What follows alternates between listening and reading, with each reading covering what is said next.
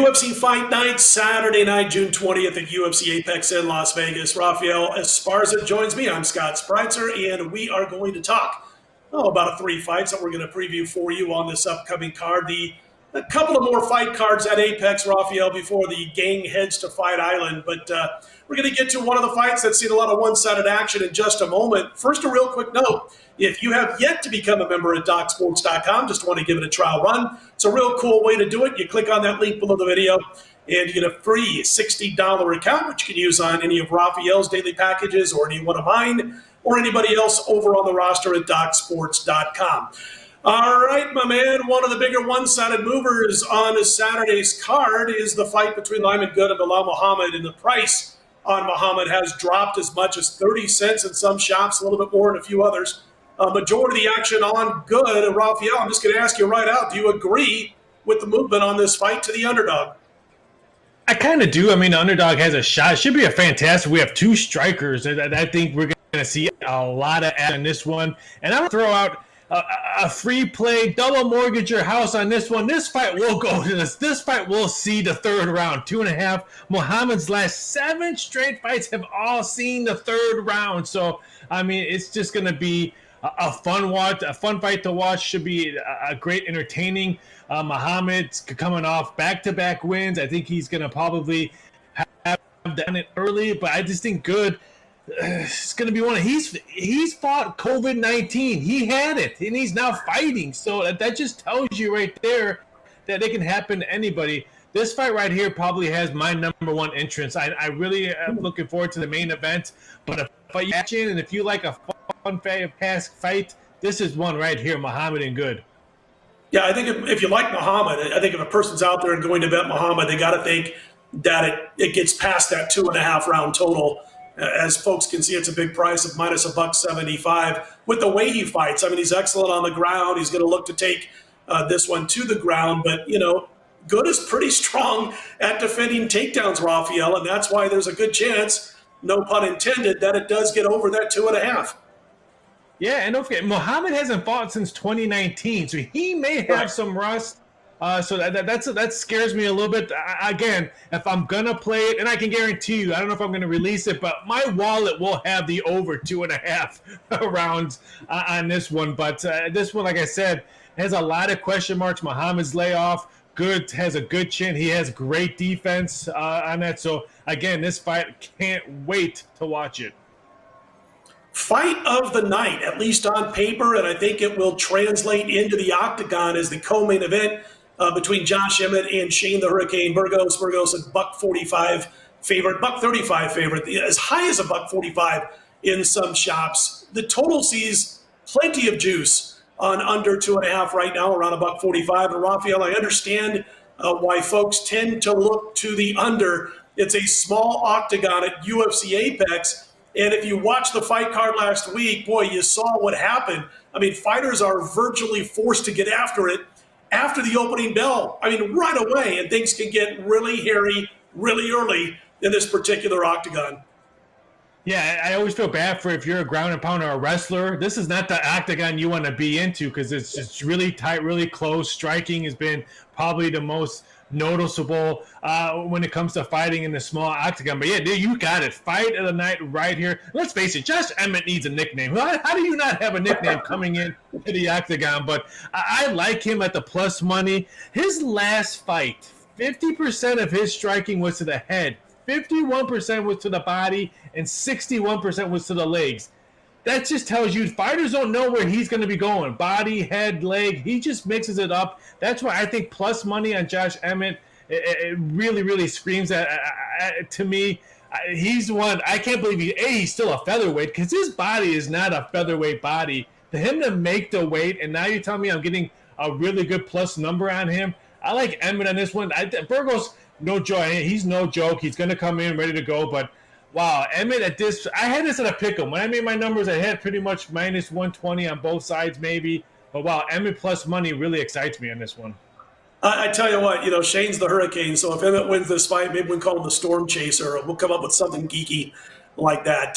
Burgos, by the way, he lands over 7 strikes per minute, 50% accuracy. He doesn't look for takedowns too often, but the thing is he does have a handful of submissions when he does take it to the ground, and then Emmett, he's likely going to want this fight to take place on the ground. He's not a guy who lands a lot of significant strikes, but he can knock you out.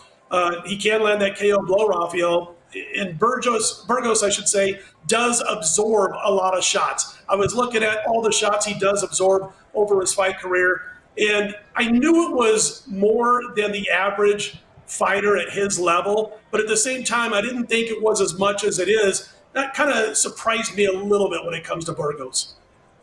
Yeah, Burgos, what shocks me about when he fought Cub Swanson, he took some heavy shots to the face, and he just stood up, so he's got a chin. That's why I understand why the bettors are probably going to bet Shane on this one. Hurricane money is going to come in all Friday and all Saturday, so that's why I'm going to wait. I'm not going to lie. I'm probably going to put my wallet on Emmett. I don't know if I'm going to release on that one just because I want to see how high I can get Emmett before he gets in the octagon. If you like Emmett, wait. Wait as long as you can, because I can guarantee you'll probably get a better number on Emmett, because everyone's going to bet Hurricane on this one. Would not be shocked if he closes around minus 140, minus 150. But he's got a chin. I mean, I just rewatched the Cub Swanson match about an hour ago when I was handicapping and all that. Some of the shots that he took from Cub was unbelievable that he was still there to be able to stand up. Again, you called it fight of the night. Yeah, this is going to be one of my premium picks at DocSports.com. I'm going to have at least two fights, and this one will be one of those. And then, of course, there is the play that finishes it up on Saturday night, or the fight, I should say, which is Alexander Volkov taking on Curtis Blaydes. Blaydes a heavy favorite, as you see on your screen, laying about $4, a little bit less than that in some books. The total sitting at 2.5. Juice on the under is about $1.40. Blaydes, number 3 heavyweight contender, and while his UFC record, Raphael says 8-2, he does have those 2 losses. We got to note that both of those losses came against Francis Ngannou, and there's certainly nothing to be ashamed of when it comes to losing to the Predator. However, having said that, losing here would be a bit more problematic for Blaydes. Oh, couldn't agree more. I mean, that 2 losses against Ngannou is not a bad fight. When Khabib and Conor McGregor took the fight outside the octagon, so that was just a crazy night in general. But, I mean, he fought well for the first 25 seconds against Ngannou. You got to erase that. How he fought Dos Santos was amazing. I like the way he paced it out, didn't show all his tricks out in the first one. And I feel bad for the Razor Blaydes just because everyone thinks he's a wrestler. Wrestler this, everyone's calling it striker versus wrestler. No, Blaydes can also knock you out by TKO. What has he got? 5 wins coming out of the UFC are both by KO or TKO. He can also have heavy hands on both sides. He's got great wrestling. People avoid that, but then they look for the counter, and then he knocks them out with either an overcross right, hit to the body first, and then an uppercut. Blaydes, you said it. He needs this win. He cannot afford to lose this one if he wants to be a champion, because we're going to have a new heavyweight champion probably soon. So I don't think it's going to be him. But if he wants to be a contender, Blaydes needs to win easily in this one. Yeah, there's a good chance he could face Ngannou for the 3rd time if Ngannou wins the title. I'm not sure if that's something you want to do. He's got that shot. Got to win here, though. Volkov, no laughing matter, man. He's going to want to keep it on its feet. I mean, he's got, great takedown defense. And you kind of hit it on the head there. When I've heard people talk about this particular fight, they always say, well, Blaydes, being the outstanding wrestler that Blaydes is, he's going to want to, take it to the ground. And that might be a cause for concern because Volkov is so good with takedown defense. But you hit it on the head. I mean, Blaydes, talking about hitting on the head, can get the job done, striking a guy square on the jaw and knocking him to his keister. Listen, here's the bottom line. Do you think that what Volkov brings to this fight as far as solid takedown defense, is it enough to plunk down some money or a few bucks on this big underdog? I mean, yeah, Volkov is won 4 out of 5, but you know what? His fight against Hardy, everyone was talking about how Hardy did well, even though he didn't win that right. No one was talking about Volkov after that fight, even though he won it.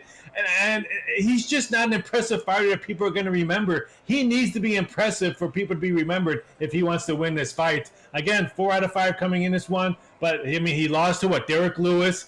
Greg Hardy had him a couple times, but just couldn't get the job done. I just think Blaydes knows that he needs a big win if he wants to be up there for the heavyweight championship. Hopefully he doesn't have to fight Nagu because I think he's going to go over on that fight, but he needs a big win on this one. Yeah, I know most who are playing Blaydes are reducing the price by betting the KO TKO prop, which I think I saw it's around. You get it closer to $2, but again, it's not quite that low, or it doesn't get below $2 with that KO TKO prop. Hey, listen, everybody. As you can tell, Raphael's involved with his money, his bankroll in UFC, as am I. And you'll be able to get both of our fight packages over at DocSports.com on Saturday after 11:30 a.m. Eastern, 8:30 a.m. Pacific for these Saturday night fights. And here's a cool thing you can do. That Doc's free $60 account. If you're not yet a member, you click on that link below the video and get set up for the free $60 account, which you can use on any of Raphael's daily packages, any of mine, anybody else on the roster over at DocSports.com. You can't beat that with a stick. For Raphael Esparza, I'm Scott Spreitzer. Let's look forward and let's put UFC Fight Night in the win column.